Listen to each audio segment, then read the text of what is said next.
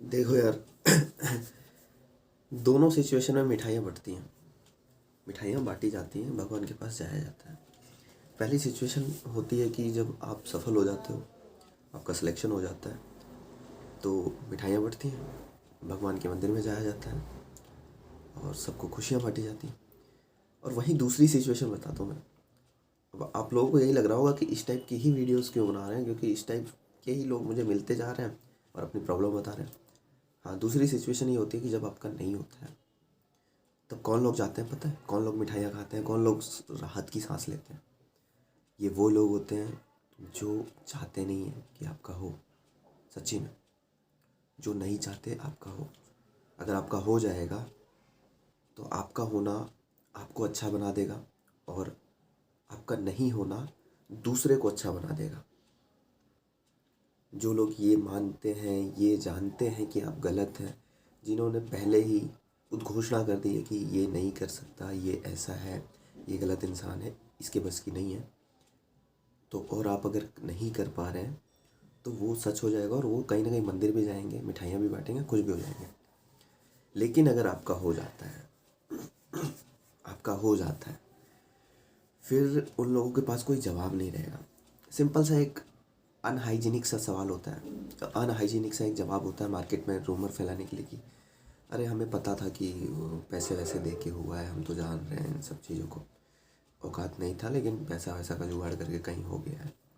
तो कोई बात नहीं, जब भी आप होने के बाद आपको ये चीज़ें भी सुनने को मिले, तो आप इनडायरेक्टली या डायरेक्टली वो जवाब देने के लिए तैयार है ना कि आपके भी सुपुत्र हैं, आप भेजिए और हम पैसा देते हैं। 4 लाख रुपए लग रहा है, मैं 8 लाख रुपए दूंगा आपको। 8 लाख लग रहा है, मैं 16 लाख रुपए दूंगा आपको। 16 लाख लग रहा है, मैं 32 लाख रुपए दूंगा आपको। अपने सुपुत्र को भेजिए, हम लगवाते हैं, समझे? तो जब आप ऐसे सिचुएशन में रहे ना, तो ये सोचिए कि कोई किसी और को खुश करना है या अपने आप को खुश करना है। नहीं होगा, नहीं पढ़ोगे तो कोई और खुश हो जाएगा, कोई और अपने ऊपर विश्वास बनाएगा कि हाँ, हमने जो सोचा था वो सही है, ये काबिल नहीं है, ये करने के लायक नहीं है। तो अगर आप नहीं पढ़ेंगे तो कोई और सही साबित हो जाएगा और उसका सही साबित होना आपका जीवन बर्बाद करेगा, आपके लंका लगा देगा। आपको गलत साबित एक बार कर लिया उन्होंने, उसके बाद पूरा जीवन आप गलत साबित हो जाओगे। और दूसरी चीज़, कोलकाता में एक दोस्त है मेरा, उसने बताया कि यार हमारे माँ बाप मुझे पढ़ा रहे हैं, उसकी उसकी उम्र जो है ना, लगभग 30 के आसपास पहुंच रही है और अभी तक सेलेक्ट नहीं हुआ कहीं। देखो, क्या होता है ना कि जब बच्चे के माँ बाप कैपेबल होते हैं पढ़ाने के लिए, तो और दूसरे लोगों की फटती है, जलती है, मिर्ची लगती है। वो बार बार एक टंच मारते हैं कि यार अब तो छोड़ दो, अब तो इसको बोलो काम धंधा करे, बुढ़े हो रहे हो आप, पैसे वैसे कमाए।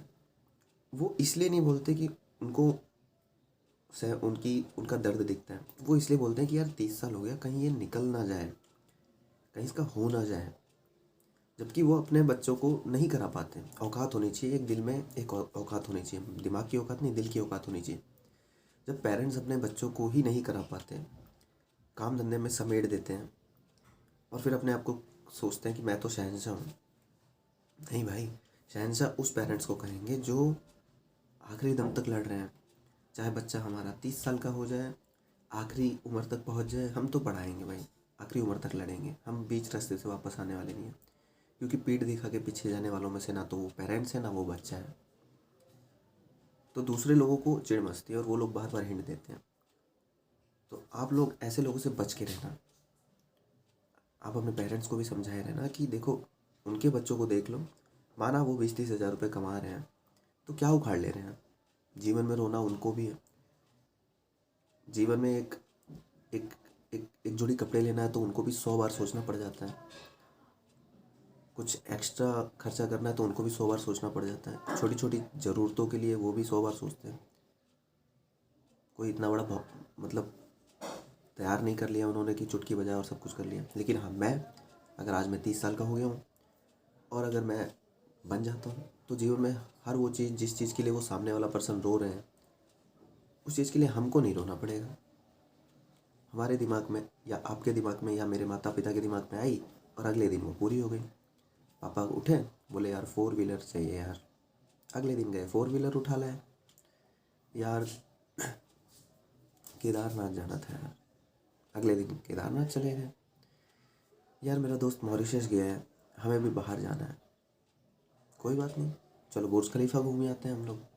अगले दिन बुर्ज खलीफा चले गए।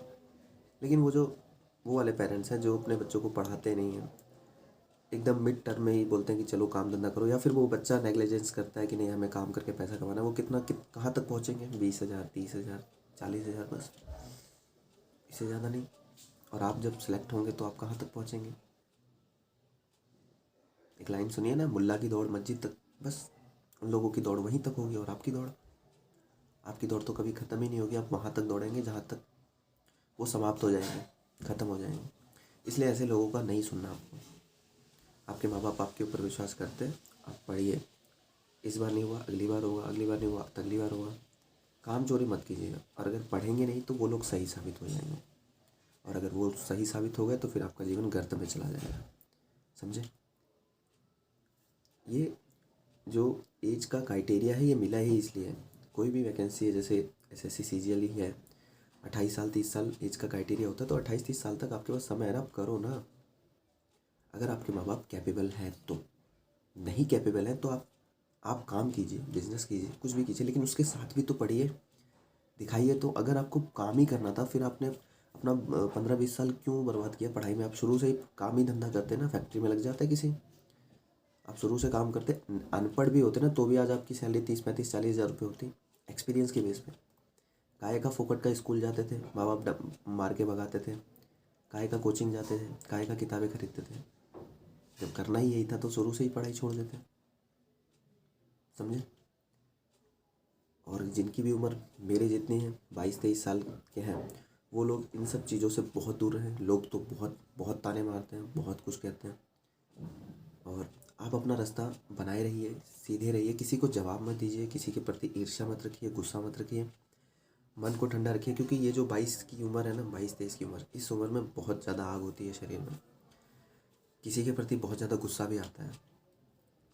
तो अगर आपको ऐसा लगता है तो आप मेरी बात याद रखिएगा कि इस गुस्से को अंदर रखिए, अपना काम करते चलिए।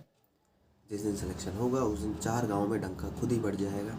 आपको कुछ करने की ज़रूरत नहीं है, कुछ भी करने की ज़रूरत नहीं है।